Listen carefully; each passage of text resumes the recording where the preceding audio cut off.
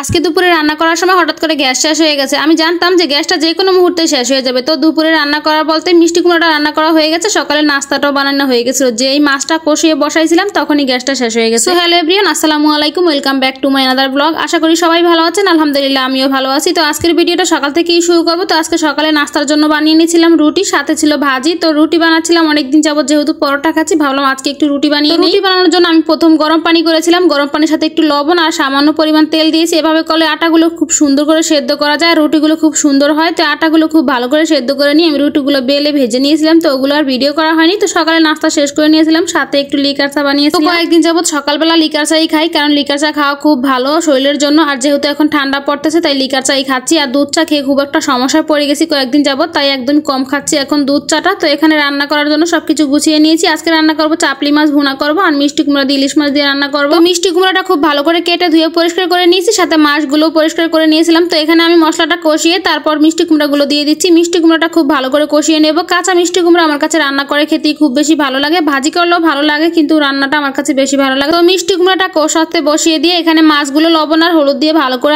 মাছগুলো আমি ভেজে নেবো। তো সাথে আমি একটু সামান্য লেবুর রস দিয়ে দিই। মাছগুলো মেখে রেখে দিয়ে এখানে মিষ্টি কুমড়াটা একটু ভালো করে নেড়ে চেড়ে কষিয়ে নিয়ে তারপর পরিমাণ মতো ঝোলের পানি দিব, আর পাশের চুলা মাছগুলো ভেজে নেবো। তো পরিমাণ মতো ঝোলের পানি দিয়ে কিছুক্ষণ রান্না করে নেবো মিষ্টি কুমড়াটা, তারপর আমি মাছ দিয়ে দেবো। তো আজকে একদম অল্প পরিমাণ মাছ দিয়ে রান্না করবো, যেহেতু চাপলি মাছ ভুনা করতেছি তাই একদম অল্প মাছ দিয়ে রান্না করে নেবো। আর সাথে তো ধনিয়া পাতা দেবো, আর সামান্য পরিমাণ একটু চিনিও দিয়ে দেবো লাস্টে। তো এখানে মাছগুলো আমি ভেজে নিচ্ছি। চাপলি মাছটা খুব একটু ভালো করে ভেজে নিলে খেতে ভালো লাগে, যেহেতু অনেক কাটা তাই আমি একটু ভালো করেই ভেজে নিই। তো সবগুলো মাছ আমি একটা ফ্রাই প্যানে দিয়ে খুব ভালো করে উল্টে পাল্টে ভেজে নিয়েছিলাম। তো এই চাপলি মাছগুলো আমার ছোট বাবাটা একদমই খেতে পারে না, তো বড় জনে হালকা পাতলা মাঝে মধ্যে একটু খায়। তো যেহেতু ইলিশ মাছ রান্না করছি ওদেরকে ওগুলো দিয়ে খাওয়াবো। আর মিষ্টি কুমড়ার সাথে আমি একদম ঝাল কম দিয়ে রান্না করেছি যেন বাচ্চারা খেতে পারে। মাছগুলো ভাজা হয়ে গেছে, এখন মিষ্টি কুমড়াটা আমি একটু ভালো করে নেড়ে চেড়ে দিচ্ছি, সাথে অবশ্য মাছগুলো দিয়ে দিয়েছিলাম। ভালো করে নেড়ে চেড়ে রান্না বসিয়ে দিয়ে এদিকে মাছটাও বসিয়ে দিচ্ছি। মাছ রান্না করার জন্য পেঁয়াজ আর রসুনটা আমি আজকে একটু শিলপাটায় বেটে নিয়েছিলাম, তারপর ভালো করে একটু ভেজে নিচ্ছি। এদিকে মিষ্টি কুমড়াটাও রান্না হয়ে গেছে, চুলাটা অফ করে দিলাম। তো ভালো করে মশলাটা ভেজে নিয়ে এখানে হলুদের গুঁড়া আর মরিচের গুঁড়া দিয়েছি, সাথে কাঁচামরিচ। তো একটু বেশি করে ঝাল দিয়ে যেহেতু মাছটা রান্না করবো তাই 2 ধরনের মরিচই খুব বেশি করে দিয়েছি। এখন মশলাটা কষানো হয়ে গেলে মাছগুলো দিয়ে তারপর একটু পরিমাণ মতো ঝোলের পানি দিয়ে দিলাম। তো হালকা একটু নাড়াচাড়া দিয়ে দিলাম। এর ভিতরেই গ্যাসটা শেষ হয়ে গেছে, তো কি আর করা, তো রাইস কুকারে বসিয়ে দিলাম। ভাগ্যিস কারেন্ট ছিল, কারেন্ট না থাকলে তো একদম অবস্থা কাহিল হয়ে যেত আমার। তো আমার মতো কোন কোন আফুরা এরকম করো, গ্যাস শেষ হয়ে গেলে রাইস কুকারে রান্না বসিয়ে দাও। আর এই মাছগুলোকে আমরা চাপলি মাছ বলি,